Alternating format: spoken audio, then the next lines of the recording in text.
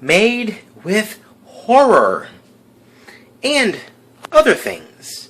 For example, all this stuff. Now what I'm talking about, of course, are these amazing ghost pepper tortilla chips. Look at that homemade horror right there on the bag. From the Paqui, I'm pronouncing it right, I'm hoping, the Paqui Tortilla Chip Company. They have a wide range of tortilla chips, but tonight we're focusing on these amazing ghost pepper chips. They're super duper hot, so they're hard to eat alone. So I thought tonight, while I'm at the house, I want to make some chili. So I put some chili, a chili starter right here, which basically is 2 large 28-ounce cans of crushed tomato. I put a 15-ounce can of black beans and 2 15-ounce cans of red beans. Now normally when I make chili, I'll add chili powder, I'll add cumin, I'll add garlic, onion, all these cool flavors that you would expect in a good hearty chili. But since most of those are already here in those chips, and sometimes I'll use corn chips as a thickener if my soup, rather if my chili needs a little thickening, I'll take some crushed up tortilla chips and I'll throw them in there to add to the mix, to thicken things up and give a little added flavor. So tonight is a little bit of a challenge, a chili challenge, if you will.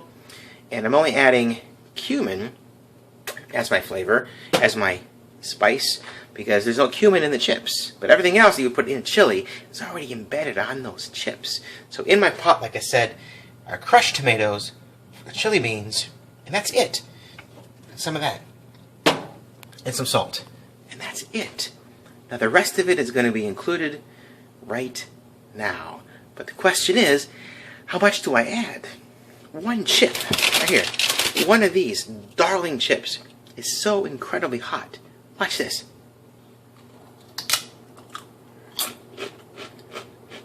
I recorded a video earlier in the week when I bought these at the Fresh Market. That is the only chip that has really done me in. I have a pretty high tolerance for excuse me.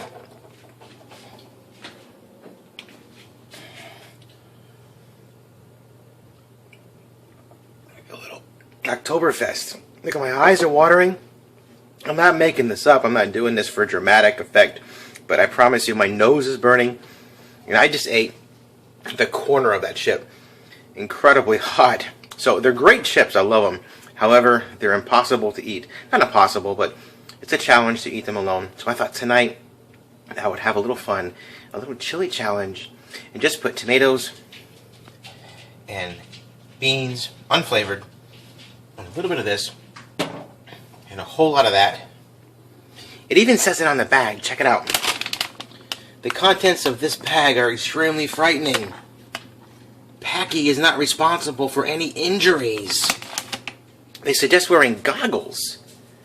Goggles, can you believe it? Now I just picked up a chip, rubbing my eyes, probably not the smartest thing to do, but I wonder how many chips should I put in here? So I'm just going to start crushing up chips. There's one.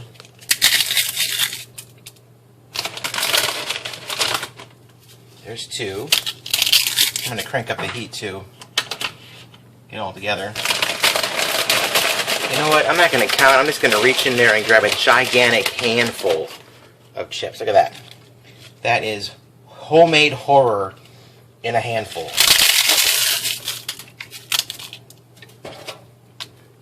One more, you think? I don't know. Let's see. Okay, one more. So these are in there. Check it out. The reason why I'm still affected by this chip. They're great chips. I love the company, but look at my hands. Holy moly. Get that in there too.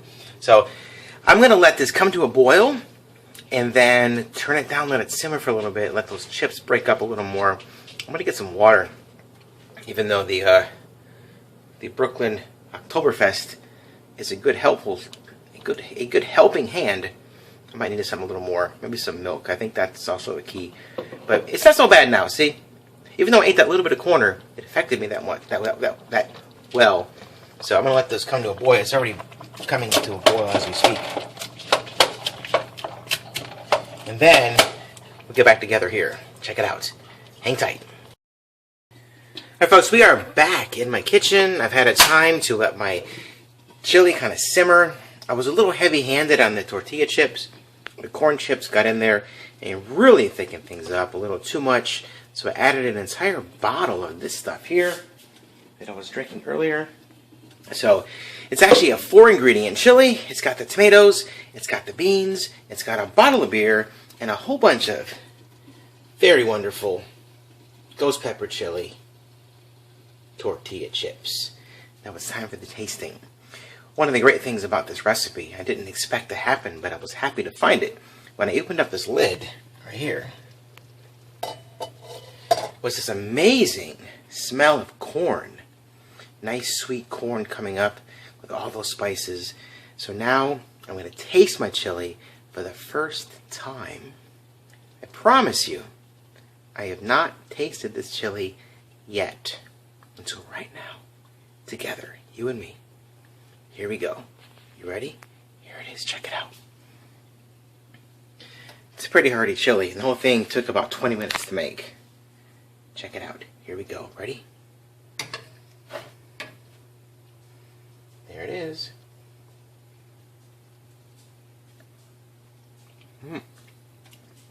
It's temperature-wise very, very hot.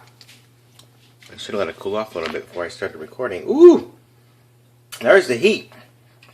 That's pretty cool. One more. There's the beans, tomatoes. There goes a little piece. Oop. Drop that piece off.